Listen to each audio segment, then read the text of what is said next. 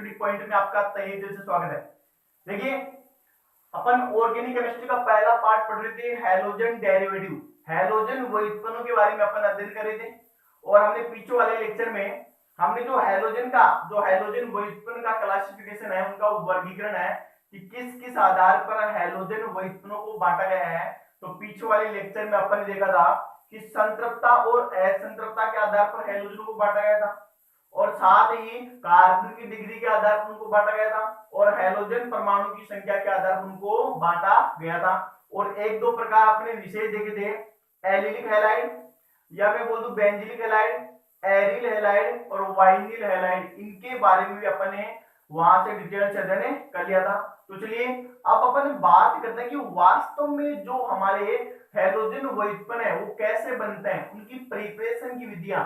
तो अपन बात करेंगे कि यहाँ पे हैलोजन व्युत्पन्नों के बनाने की विधियां। तो देखिए, ये केमिस्ट्री भी मेरे जीवन में एक इंपॉर्टेंट पार्ट रखती है, ये केमिस्ट्री भी मेरे जीवन में एक इंपॉर्टेंट पार्ट रखती है, यह मेरे उजड़े हुए अरमानों का एक सिस्टमेटिक चार्ट रखती है। तो इन्हीं लाइनों के साथ और इसी जोश के साथ अपन स्टडी करने वाले हैं कि हैलोजन व्युत्पन्नों के बनाने की विधियां।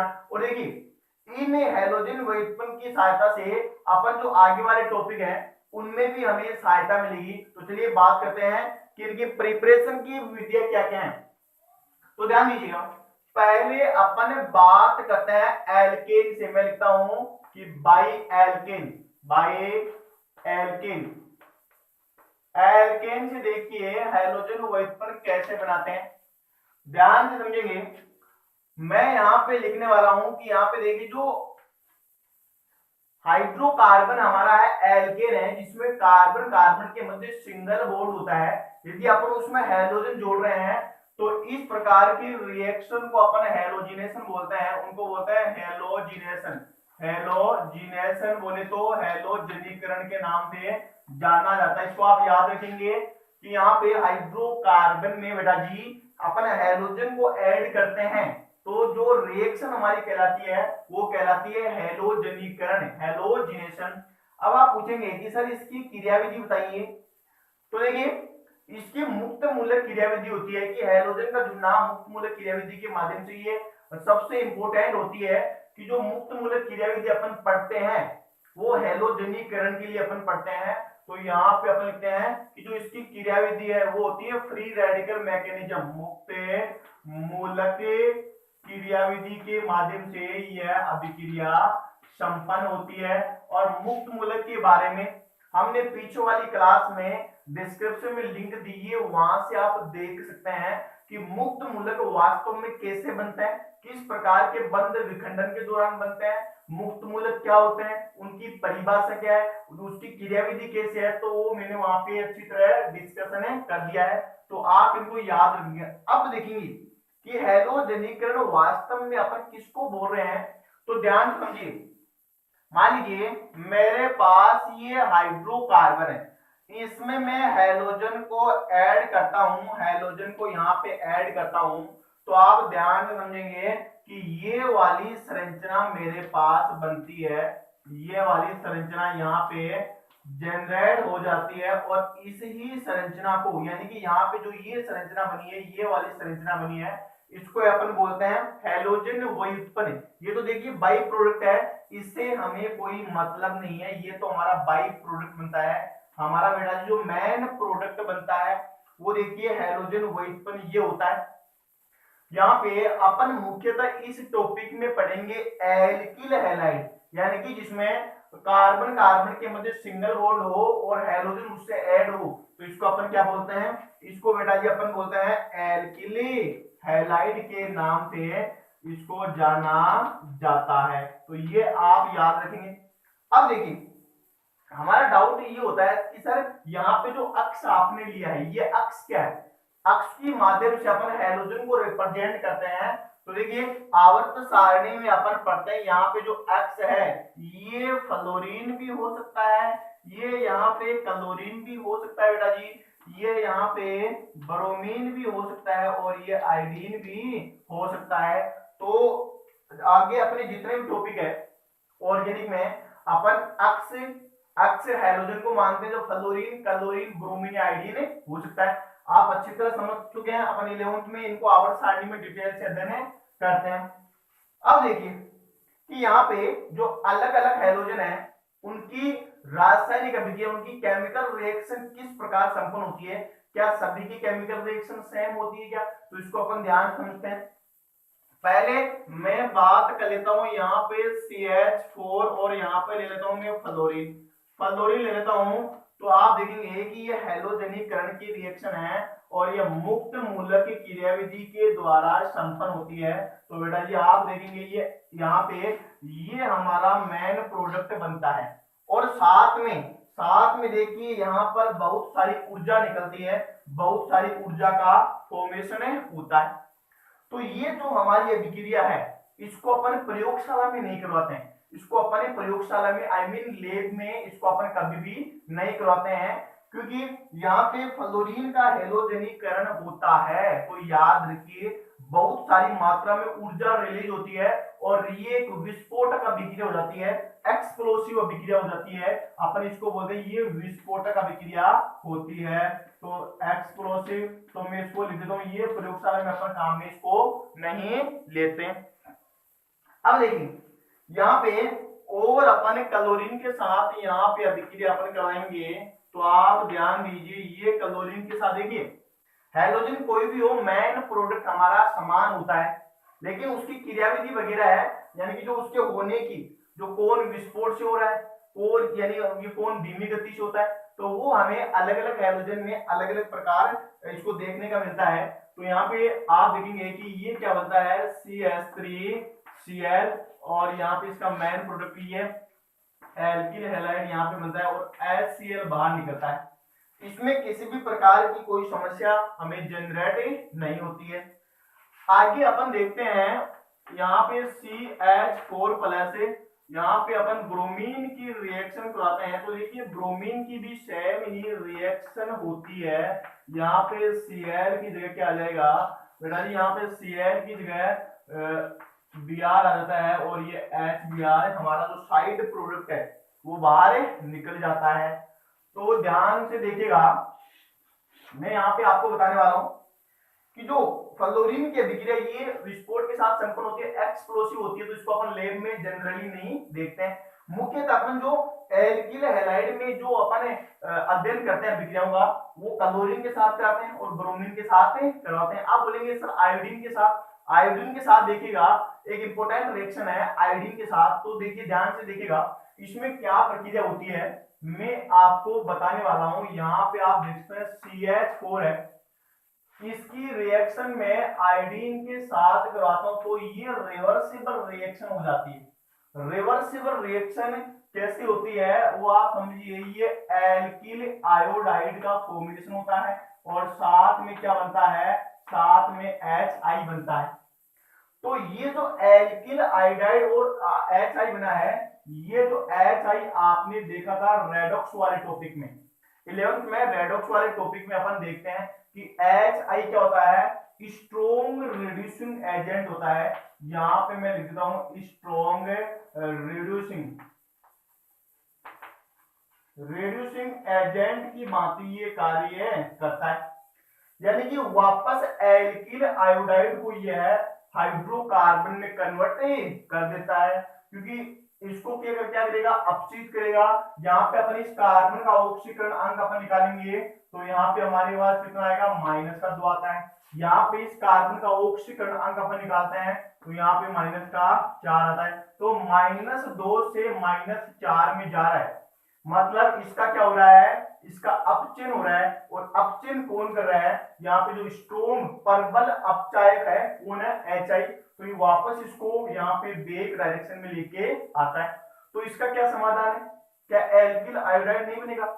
इसकी और भी कई विधियां हैं, जैसे अपन ने जो हैलोजन विनिमय की विधि पढ़ते हैं वहां पे अपन फिंकेलस्टाइन रिएक्शन में एल्किल आयोडाइड बना सकते हैं। फिंकेलस्टाइन रिएक्शन आगे आएगी, उसमें एल्किल आयोडाइड का अपन निर्माण कर सकते हैं। हाँ, इसके माध्यम से भी अपन एल्किल आयोडाइड का निर्माण कर सकते हैं, क्योंकि देखिए इसमें अपन क्या करते हैं कि HI को ऑक्सीकृत करने के लिए अपन एक स्ट्रोंग ऑक्सीडाइजिंग एजेंट लेते हैं, या तो आप HiO3 ले लीजिए, पर आयोडिक अम्ल होता है ये, या आप HNO3 यानी कि नाइट्रिक अम्ल ले लीजिए। तो मैं यहाँ पे HiO3 लेता हूँ, तो ये Hi को किस में कन्वर्ट कर देगा, ये यहाँ पे I2 में कन्वर्ट करता हूँ, साथ में वाटर का मॉलिक्यूल यहाँ पर रिलीज होता है।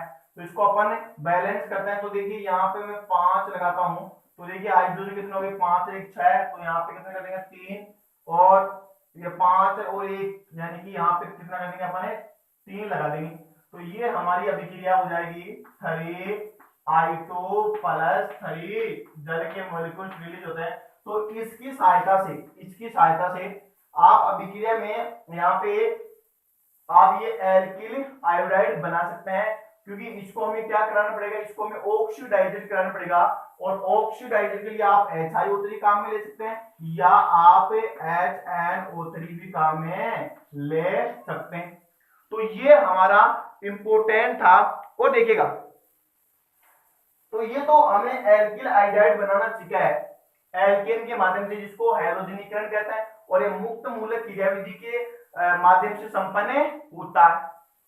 अब अपन देखिए, अब अपन बात करते हैं कि यहाँ पे एल्कीन से कैसे हैलोजन उत्पन्न बनते हैं। मैं लिखता हूं बाई एल्कीन एल्कीन से कैसे बनता है, और एल्कीन में भी यहाँ पे HX हेलो अम्ल अपन ले लेते हैं। यहाँ पे HX देखिए क्या क्या हो सकते हैं, HF भी हो सकता है, HCl भी हो सकता है, HBr भी हो सकता है, और HI भी हो सकता है। HX यहाँ पे कोई भी हो सकता है। तो यहाँ पे अपन इसकी एल्कीन की अपने HX के साथ रिएक्शन कराएंगे, तो हमारे पास एल्किल हैलाइड का निर्माण होता है। अब इसमें जो समस्या आती है हमारे, वो समझिए, ये जो हमारी अभिक्रिया है ये बेटा जी दो तरीके से संपन्न होती है। एल्कीन से हमें एल्किल हैलाइड बनाने के लिए हमें दो नियम पढ़ने होते हैं। तो ये देखिए, ये अभिक्रिया दो नियमों के, एक तो अपन पढ़ेंगे इसमें मार्कोनिकॉफ रूल पढ़ते हैं, और इस नियम के अनुसार जो अभिक्रिया होती है वो इलेक्ट्रॉन स्नेही सब्स्टिट्यूशन रिएक्शन होती है, ESR इलेक्ट्रॉन स्नेही प्रतिस्थापन अभिक्रिया होती है। और साथ में मैं आपको बता दूं कि जो मार्कोनिकॉफ के अनुसार अभिक्रिया होगी, मार्कोनिकॉफ रूल है ये, मार्कोनिकॉफ नियम है, इसके अनुसार जो अभिक्रिया होगी उसमें रीअरेंजमेंट यानी कि मैं बोलता हूं यहाँ पर अरेंजमेंट भी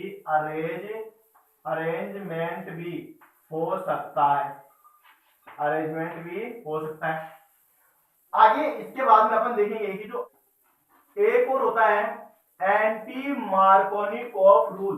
ये देखिए केवल और केवल किस में लागू होता है, ये बेटा जी याद रखेंगे, ये केवल और केवल HBr और आपको क्या दे, आपको परोक्साइड दे, और सामान्यतः बेंजीन परोक्साइड देता है।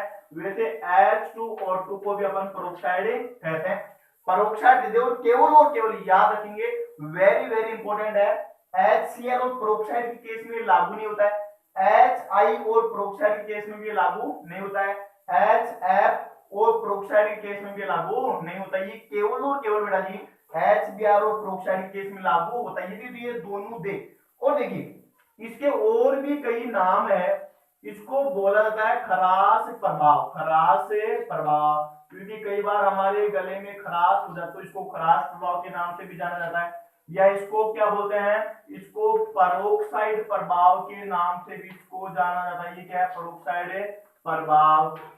अब समझिए इसकी जो क्रियाविधि होती है, मैं यहाँ पे लिखने वाला हूं, इसकी जो क्रियाविधि है वो आप ध्यान से समझेंगे कि जो एंटी मार्कोनिकॉफ है, इसमें तो देखिए मार्कोनिकॉफ में तो इलेक्ट्रॉन प्रतिस्थापन अभिक्रिया होती है, अभिक्रिया क्रियाविधि के माध्यम से संपूर्ण होती है, लेकिन इसमें आप याद रखेंगे एग्जाम में पूछा जाता है कि इसकी क्रियाविधि फ्री रेडिकल सब्स्टिट्यूशन, यानी कि यहाँ पे मैं लिखता हूँ मुक्त मूलक प्रतिस्थापन अभिक्रिया होती है। मुक्त मूलक प्रतिस्थापन क्रियाविधि के द्वारा यह अभिक्रिया संपन्न होती है, और इसमें देखिए रीअरेंजमेंट हो सकता है। रीअरेंजमेंट यदि स्थायी है, यदि मान लीजिए 3 डिग्री कार्बोकेटाइन 2 डिग्री कार्बोकेटाइन बन रहा है, तो 3 डिग्री सबसे ज्यादा स्थायी होगा, तो अपन 3 डिग्री में इसका रीअरेंजमेंट कर सकते हैं यदि होने वाला हो तो इसमें देखिए रीअरेंजमेंट भी नहीं होता है, मैं लिखता हूं इसमें रीअरेंजमेंट नहीं होगा, किसमें, एंटी मार्कोनी कोऑफ। तो ये तो हमारी इंपॉर्टेंट पॉइंट है, ये वेरी वेरी इंपॉर्टेंट पॉइंट है। तो चलिए अपन इनको समझते हैं। तो देखिए मैं यहाँ पे सर्वप्रथम बात लेता हूं कि यहाँ पे सर एग्जाम्पल की बात लेता हूं मैं। यहाँ पे देखिए एग्जाम्पल समझिए, मैं यहाँ पे एल्कीन ले लेता हूं HC डबल बॉन्ड CH2, और यहाँ पे मैं लिखता हूं कि H, यहाँ पे H में लिख देता हूं HCl लिख देता हूं।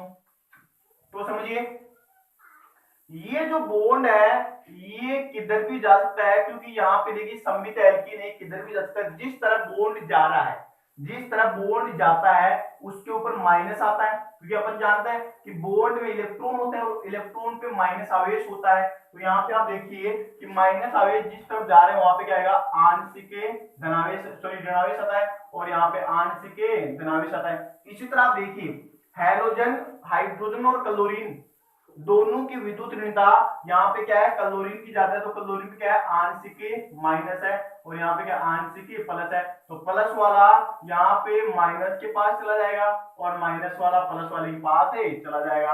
तो हमारा जो प्रोडक्ट यहाँ से बेटा जी बनेगा वो बनेगा H2C, और यहाँ पे सिंगल बॉन्ड आ जाएगा, और CH2 यहाँ पे कौन जुड़ गया, प्लस वाले पे माइनस से यहाँ पे जुड़ चुका है Cl, और माइनस वाले पे कौन जुड़ेगा, प्लस वाला हाइड्रोजन जुड़ेगा। तो ये हमारा प्रोडक्ट यहाँ से बन जाता है, यानी कि H2C और यहाँ पे Cl जुड़ा है, और यहाँ पे CH2 पे कौन जुड़ गया, हाइड्रोजन। और भी अपन देखते हैं एग्जांपल, ये आप देख सकते हैं CH3 और यहाँ पे CH डबल बॉन्ड CH2। मैं यहाँ पे ले लेता हूँ HBr ले लेता हूँ, क्या ले लूं, HBr यहाँ पे ले लेता हूँ। तो समझिए ये जो बॉन्ड है ये इधर जाएगा, और यहाँ पे क्या आएगा, माइनस, और यहाँ पे क्या आएगा, प्लस। इसके ऊपर एक के ऊपर प्लस और एक के ऊपर माइनस, तो माइनस वाला कहाँ पे चला जाएगा, माइनस वाला बेटा जी आप देख सकते हैं प्लस वाले के पास चला जाएगा, और प्लस वाला माइनस वाले के पास चला जाएगा। ये तो मैंने हाइड्रोजन जोड़ दिया है, और यहाँ पे क्या जाएगा, यहाँ पे देखिए ये जो Br यहाँ पे जुड़े चुका है, तो ये हमारा प्रोडक्ट बन गया है। अब इसमें समस्या ये आ जाती है, क्योंकि यहाँ पे मार्कोनी-कोफ नियम क्या कहता है, मार्कोनी-कोफ नियम ये कहता है कि हाइड्रोजन वहां पर जुड़ता है जहां पर देखिए हाइड्रोजन की संख्या क्या हो, ज्यादा। सममित वाले में तो कोई समस्या आती नहीं है, सममित एल्कीन में तो कोई समस्या नहीं आती, क्योंकि आप देखेंगे 2 हाइड्रोजन इस साइड में है, 2 हाइड्रोजन इस साइड में है, तो यहाँ पे तो कोई समस्या आने वाली नहीं है। लेकिन इसकी समस्या कहाँ पे आ जाती है वो आप ध्यान समझिए, समस्या असममित एल्कीन में आ जाती है। देखिए असममित एल्कीन में देखिए जहां पे हाइड्रोजन ज्यादा है वहां पे आप H प्लस को जोड़ दीजिए, यही मार्कोनी-कोफ का नियम होता है। लेकिन ये जो नियम है ये कुछ हद तक ही लागू होता है। देखिए मैं आपको बात करने वाला हूं कि यहाँ पे आके ये नियम फेल हो जाता है, तो आप समझिए। देखिए तीसरा एग्जांपल वेरी वेरी इंपॉर्टेंट है कि मार्कोनी-कोफ रूल आके कहां पर फेल हो जाता है, तो समझेंगे। और इसका देखिए एग्जाम में डायरेक्ट क्वेश्चन आता है कि बताइए कि यहाँ पे क्या प्रोडक्ट बनेगा, तो मैं यहाँ पे लिखने वाला हूं कि CH3 और यहाँ पे कार्बन है, यहाँ पे CH3 है, और CH डबल बॉन्ड CH2। इसमें अपन बात करते हैं कि यहाँ पे मैं लिख लेता हूं, क्या ले लूं मैं, HCl ले लूं। तो अपन क्या करेंगे, अपन इस बंद को इस साइड में भेजते हैं, तो यहाँ पे क्या आएगा, माइनस, और यहाँ पे क्या आएगा, प्लस। इसी तरह यहाँ पे क्या आएगा, प्लस, यहाँ पे माइनस, तो अपन जोड़ देते हैं। तो यहाँ पे हमारे पास जो प्रोडक्ट बनेगा वो बनेगा CH3CH, और यहाँ पे CH3, और मैं बेटा जी यहाँ पे लिखता हूँ कि CH पे कौन जुड़ जाएगा, माइनस वाला Cl, ये क्या है, माइनस है, और यहाँ पे CH2, और यहाँ पे जुड़ जाएगा हाइड्रोजन। लेकिन ये प्रोडक्ट बच्चे बना देते हैं, तो हमारा मार्कोनिकोफ रूल आके यहाँ पर फेल हो गया। अब देखिए इसमें क्या होता है, इसमें रीअरेंजमेंट होता है। हमें देखना होता है कि ये जो कार्बन ये 2 डिग्री है, क्योंकि आप देखिए कि ये जो कार्बन उसको आप पकड़ के रखिए, हमें कैसे पता चलेगा कि 2 डिग्री है 1 डिग्री है। इस कार्बन को आप पकड़ के रखिए कि ये कार्बन सीधा कितने ने कार्बन से जुड़ा, तो देखिए एक तो इस साइड में जुड़ा है, एक इस साइड में जुड़ा है, तो ये कौन सा कार्बन हो गया, 2 डिग्री कार्बन हो गया। ये कौन सा है, ये 1 डिग्री, क्योंकि एक ही साइड में जुड़ा है। ये देखिए ये कौन सा है, ये भी आप देखेंगे 1 डिग्री है। लेकिन इस कार्बन को आप देखिए, ये एक तो इस साइड में जुड़ा है, एक ऊपर जुड़ा है, एक इस साइड में जुड़ा है, तो ये 3 डिग्री कार्बोकेटाइन क्या होता है, ज्यादा स्थायी होता है। तो ये जो हमारा प्रोडक्ट मेजर प्रोडक्ट नहीं होता है, तो फिर क्या बनेगा, तो देखिए इसमें पहले क्या होता है, पहले यहाँ पे H प्लस अटैक करता है, और H प्लस है मतलब इलेक्ट्रॉन की कमी है, तो ये कौन सी अभिक्रिया देता है, ये इलेक्ट्रॉन स्नेह की भांति व्यवहार करता है। तो समझिए यहाँ पे H प्लस है, H प्लस है, तो देखिए ये H प्लस पहले आके अटैक करता है CH3, और यहाँ पे क्या है CH, और ऊपर जुड़ चुका है,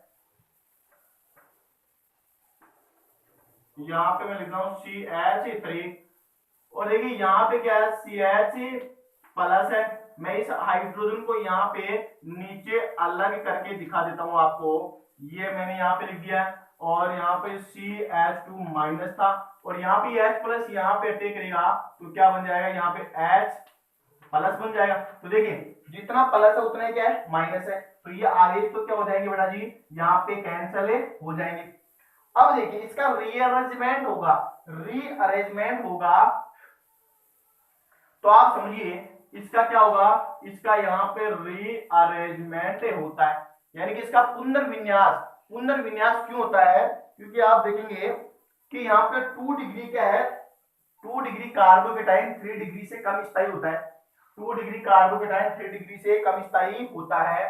तो यहाँ पे देखिए ये क्या करेगा, ये बोलेगा कि भाई साहब आप अपने इलेक्ट्रॉन लेके, ये देखिए H प्लस नहीं है, ये अपने इलेक्ट्रॉन लेके हाइड्राइड शिफ्टिंग है, इसको अपन बोलते हैं हाइड्राइड शिफ्टिंग, ये तो यहाँ पे आता है, और ये इसका प्लस है, ये इस कार्बन पे आता है।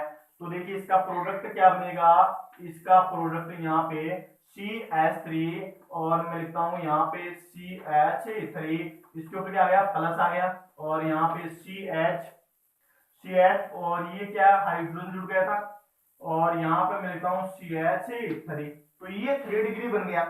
ये हमारा क्या बन गया बेटा जी, ये हमारा 3 डिग्री कार्बोकेटाइन बन गया है।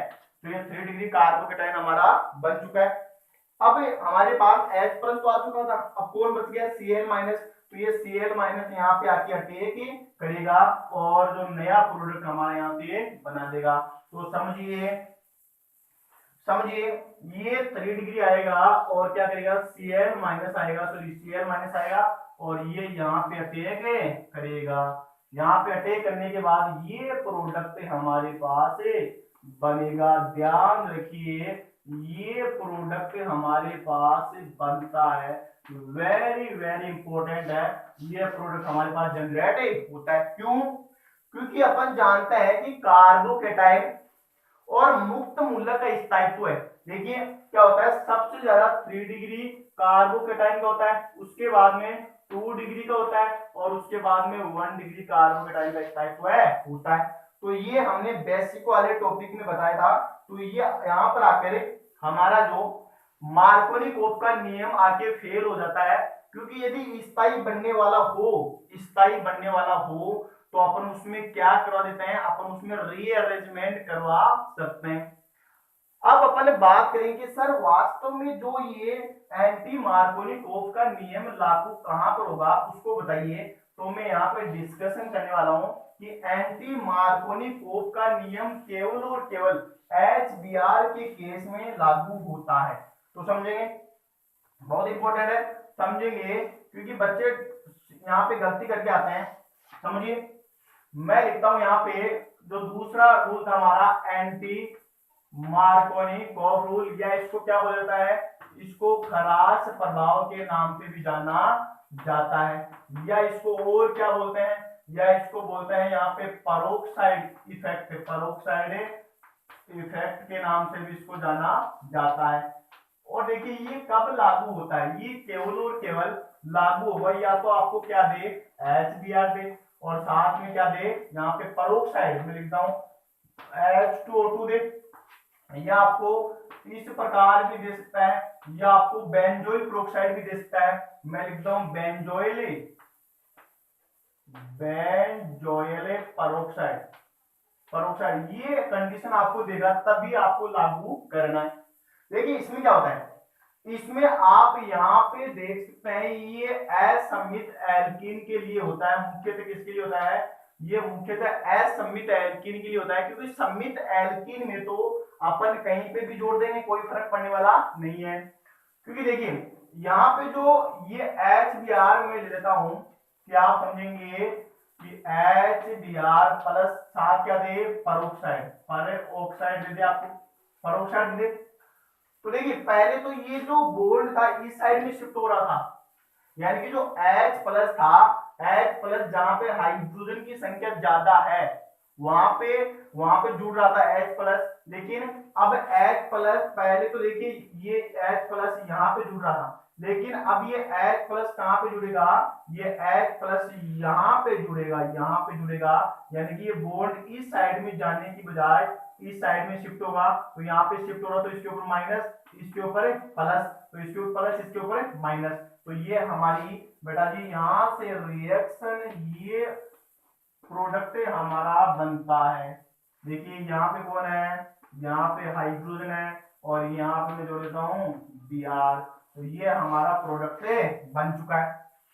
लेकिन देखिए ये केवल और केवल HBr के केस में लागू होता है।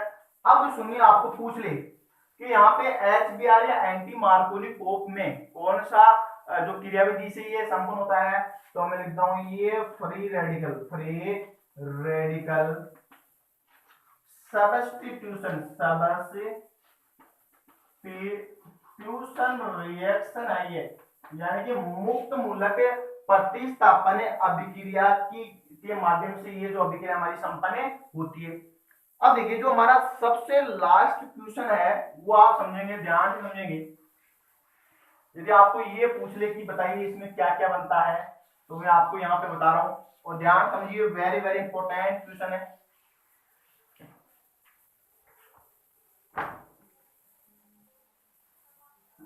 देखिएगा आपको इस प्रकार दे दे कि बताइए इसमें क्या बनेगा, यहाँ पे CH3 CH, और मैं लिखता हूं डबल बॉन्ड यहाँ पे CH2, इस साइड में आपको लिख के दे रहा है कि HBr, और दूसरे में देखिए आपको दे रहा है कि HBr प्लस परोक्साइड, आगे आपको दे रहा है यहाँ पे HCl, और आपको देखिए और आपको क्या दे रहा है, ये अभिक्रिया दे रखी है HCl प्लस परोक्साइड, ये दे रहा है साथ में।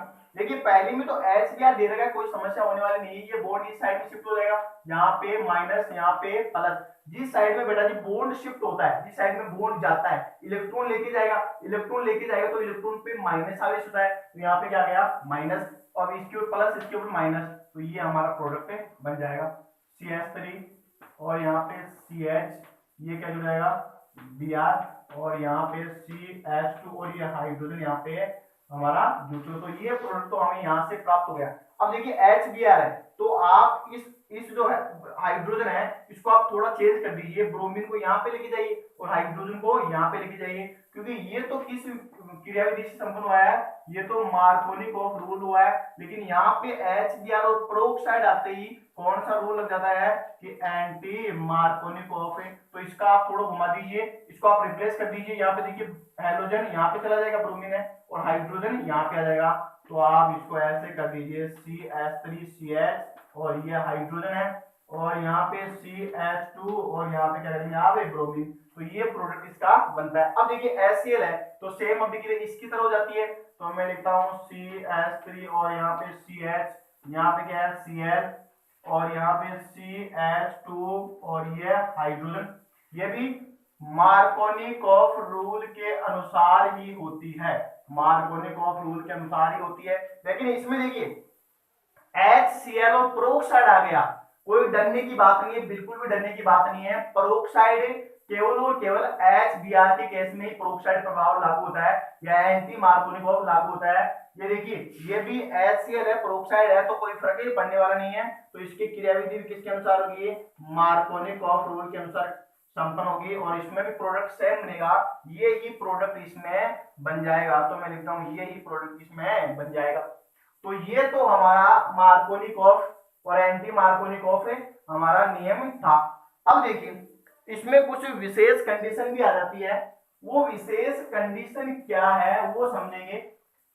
कि अपन ने पढ़ा था एलिलिक हैलाइड, एलिलिक हैलाइड में एलिलिक कार्बन पे हाइड्रोजन जुड़ता है, तो उसको आप समझेंगे। देखिए यहाँ पे विशेष केस है, नोट में आपको लिखना है, अलग से केस है इसका। ये कई बार एग्जाम में पूछ लेता है और पक्का आता है एग्जाम में हर बार आता है, क्योंकि जरा हटके जो क्वेश्चन होता है वही एग्जाम में आने की संभावना होती है। तो देखिए मैं लिखता हूं कि यहाँ पे एलिलिक यहाँ पे कार्बन, एलिलिक कार्बन किसको बोलते हैं इसको समझिए पहले। यहाँ पे आप देख सकते हैं कि मान लीजिए मेरे पास ये है CH3, यहाँ पे CH है, डबल बॉन्ड CH2। तो देखिए डबल बॉन्ड के पास वाले, डबल बॉन्ड की जो कार्बन उसके बगल वाला कार्बन, ये देखिए डबल बॉन्ड वाला कार्बन है, डबल बॉन्ड वाला कार्बन है, इसके बगल वाला कार्बन है, इसको अपन क्या बोलते हैं, एलिलिक कार्बन। और यदि इससे अपन हाइड्रोजन जोड़ दे तो एलिलिक हैलाइड हो जाता है। तो ये हमारा क्या है, ये हमारा एलिलिक कार्बन है, एलिलिक कार्बन है। तो इसमें अपन हाइड्रोजन को कैसे, इसमें अपन हाइड्रोजन को कैसे जोड़ेंगे। तो देखिए एलिलिक हैलाइड में, सॉरी एलिलिक यहाँ पे हाइड्रोकार्बन श्रृंखला है, इसमें इस डबल बॉन्ड को कोई भी चेंज नहीं करता है। तो यहाँ पे आप देखेंगे कि कुछ हमारे रिएक्टेंट है CH डबल बॉन्ड CH2, या तो आपको क्या दे दे, या तो आपको हाई टेम्परेचर दे दे, हाई टेम्परेचर दे दे, उच्च तापमान दे दे। और कितना दे रहा है, यानी कि यहाँ पे 400 से 500 प्लस हाइड्रोजन आपको दे रहा है। तो देखिए ये हाइड्रोजन इस डबल बॉन्ड को यानी कि बिल्कुल भी प्रभावित नहीं करेगा, ये एलिलिक प्रतिस्थापन है। तो मैं लिखता हूं यहाँ पे हाइड्रोजन डायरेक्ट जुड़ जाएगा। तो देखिए CH2, ये हाइड्रोजन यहाँ पे जुड़ गया और CH डबल बॉन्ड CH2, ये प्रोडक्ट मिलता है। ये आपको क्या दे दे, ये आपको दे दे एन ब्रोमो सक्सीनेमाइड, NBS, NBS का मतलब है एन ब्रोमो सक्सीनेमाइड है। ये भी आ जाए तो हाइड्रोजन को इसी तरह सेम प्रोडक्ट बनेगा हमारा CH2, हाइड्रोजन यहाँ पे आ गया और बेटा जी CH2 यहाँ पे क्या है CH2, यानी कि डबल बॉन्ड को यहाँ पे कोई भी ये डिस्टर्ब नहीं करता है। और आपको क्या दे सकता है, और देखिए आपको दे दे SO2Cl2, sulphuryl chloride, sulphuryl chloride दे दे, और क्या दे दे यहाँ पे हाइड्रोजन तो होगा ही। तो इसमें भी देखिए, इसमें भी इस बंध को कोई भी डिस्टर्ब नहीं करता है, तो यहाँ पे हाइड्रोजन जुड़ जाएगा। तो ये एलिलिक प्रतिस्थापन है, तीन केस में लागू होगा, हाई टेम्परेचर दे या NBS हाइड्रोजन दे या SOCl2 हाइड्रोजन दे। तो ये हमारा एलिलिक कार्बन में हाइड्रोजन का प्रतिस्थापन भी अपने समझ लिया है, वेरी वेरी इंपॉर्टेंट है। और आप पढ़ते रहिए, मस्त रहिए। ये देखिए मैं आशा करता हूँ कि जितना मैंने पढ़ाया है ये आप आसानी समझ ही चुके हैं, क्योंकि अपन किताब से थोड़ा गहरा पढ़ेंगे तब भी अपन कंपटीशन को अच्छी तरह फाइट कर पाएंगे। तो मिलते हैं अगली कक्षा में नई जुनून तथा जोश के साथ, तब तक आप पढ़ते रहिए, मस्त रहिए।